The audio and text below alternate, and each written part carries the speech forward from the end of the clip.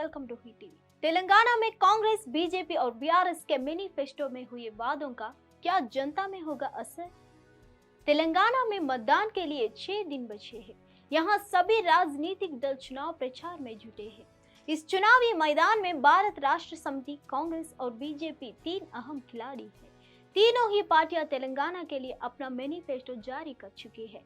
कोई धर्म के सहारे वोटर को लुभाने में लगा है तो किसी ने जाति को मुद्दा उठाकर मतदाता को साधने का प्लान बनाया है। देखना यह है कि वोटर किस मैनिफेस्टो का तरजीह देते हुए मतदान करेगा। फिलहाल नतीजे से हटकर देखें तो तीनों ही दल अपने अपने मैनिफेस्टो को बेहतर बता रहे हैं और जनता के भारी समर्थन का दावा कर रहे हैं।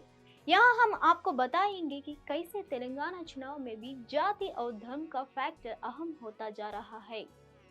बीजेपी ने अपने घोषणा पत्र में धर्म आधारित आरक्षण को हटाने, रोहिंग्या और अन्य अवैध अप्रवासियों का निर्वसन, गोहत्या के खिलाफ कार्रवाई करने जैसे वादे किए हैं। धर्म से अलग बीजेपी ने जाति के जरिए भी वोटरों को लुभाने की कोशिश की है। पार्टी ने ओबीसी समुदाय से मुख्यमंत्री, विशेष बीसी विकास निधि और एससी और एसटी की रिक्तियां को तेजी से भरने का वादा किया है। इससे पहले प्रधानमंत्री मोदी ने एक जनसभा में अनुसूचित जाति के पुनर्वर्गीकरण का वादा किया था। यह एक ऐसा मुद्दा है जो 3 दशकों से अधिक समय से लटका हुआ है और मार्डिंग रिजर्वेशन परोटा समिति के नेता मांदा कृष्णा मार्डिंग इसके लिए सभी उपलब्ध मंचों पर लड़ रहे हैं। एमआरपीएस का कहना है कि 22% एससी कोटा का लाभ मादिगा लोगों को नहीं मिला है, जो इस श्रेणी में बड़ा जाति समूह है।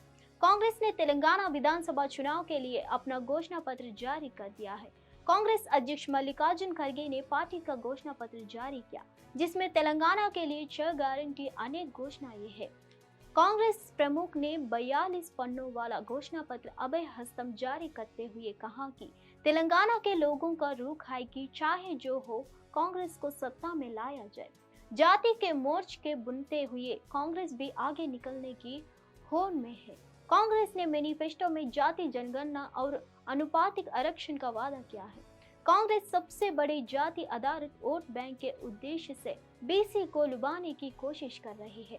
इसके अलावा कांग्रेस ने जाति जनगणना का वादा किया है। कांग्रेस के राहुल गांधी हर जनसभा में यह वादा कर रहे हैं कि अगर कांग्रेस सत्ता में आती है तो जातिगत जनगणना कराएंगे।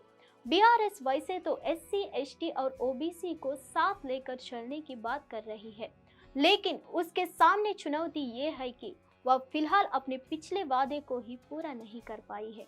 उसने एक दलित मुख्यमंत्री नियुक्त करने की बात कही थी। बीआरएस ने अपने चुनावी प्रचार में जो 104 उपलब्धियां गिनती है, उनमें से केवल 11 को ही जाति, समुदाय या धर्म से जोड़ा जा सकता है। तेलंगाना में मादिगा एससी आबादी का 65% हिस्सा है। राजैया को उप मुख्यमंत्री बनाया गया था, लेकिन उन्हें दरकिनार कर दिया गया है। तेलंगाना की सत्तारूढ़ सरकार में मादिगा जैसा कोई भी व्यक्ति नहीं है जिसकी पहचान हो सके।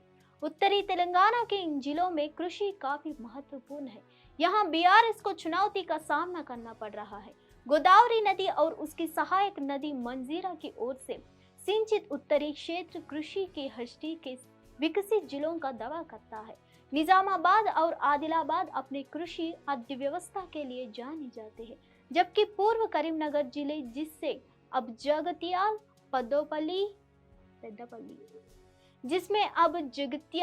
पेद्दापल्ली और राजन्ना सिरसिल्ला ने कृषि के साथ साथ औद्योगिक विकास भी देखा है।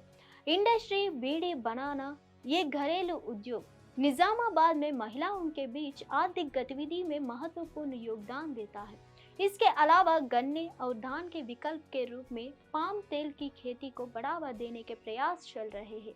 आने वाले वर्ष में निर्मल, निजामाबाद और कामारेड्डी में तेलंगाना के पाम तेल बागाने को 1/3 हिस्सा होने की उम्मीद है। ऐसे में कांग्रेस इनसे जुड़े मुद्दे उठा रहे हैं। इस चुनाव में ये सब मुद्दा बीआरएस को रेस से बाहर करने का कारण बन सकती है।